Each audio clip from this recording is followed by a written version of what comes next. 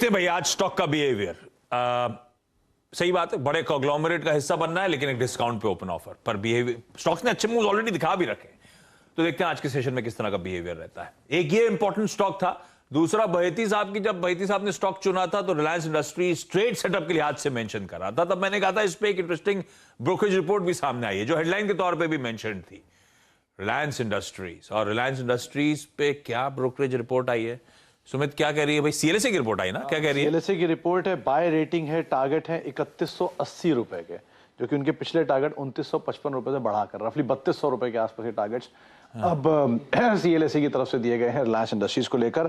पहली चीज उन्होंने कहा कि स्ट्रॉन्ग कैश फ्लो जनरेशन हो रहा है, और वो स्ट्रॉन्ग कैश फ्लो जनरेशन जो है उसमें एक टेलविंड का काम कर रहा है वर्किंग कैपिटल की तरफ से भी। तो एक बढ़िया कैश फ्लो का जनरेशन इस कंपनी के लिए अच्छा कामकाज करते हुए, साथ ही साथ आरओईज में फर्दर इंप्रूवमेंट है। कंपनी का जो लीवरेज रेशियो उनको और ईज आउट करेगा, और जो डेट सिचुएशन है वो अनुमान से और पहले उसको और फर्दर ईज आउट करते हुए दिखाई पड़ेंगे। तो कंपनी के लिए बढ़िया सिचुएशन अलग अलग सेक्टर सब सेक्टर की तरफ से आ रहा है, और उसमें से भी आप सीएलएसए की तरफ से जो राय आई है उसमें 3180 रुपए के टारगेट्स हैं, जो कि 2955 से बढ़ाए गए हैं।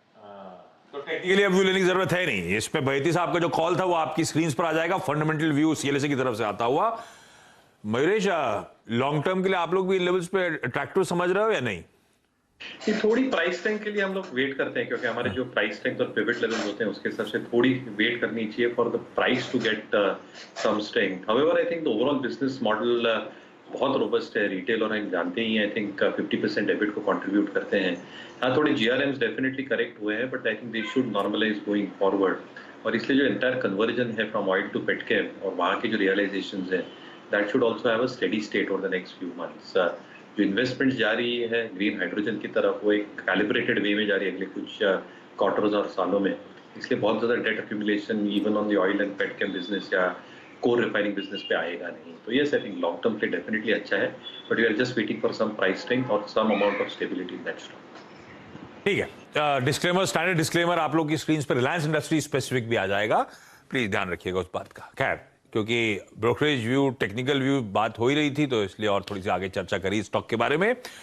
हमने पिछले 2-3 दिन से लगातार आईटी का कवरेज रखा हुआ है, क्योंकि खबरें लगातार आती हुई, हमारे नेटवर्क एक्सक्लूसिव खबरें आ रही थी, उसके बाद बाकी तरफ से भी सोर्सेज से खबरें आ रही थी।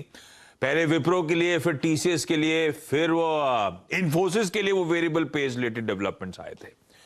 पर अब वो टीसीएस की तरफ से क्लियर कट क्लैरिफिकेशन आ रहा है। कुछ रिस्पाइट अब मिलना तो चाहिए आशीष। इनफैक्ट कल मार्केट बंद होते होते ये क्लैरिफिकेशन कंपनी का आया। पहले जो रिपोर्ट किया गया था कि Q1 का जो वेरिएबल पे है उसको होल्ड करके अगस्त के अंत में देंगे।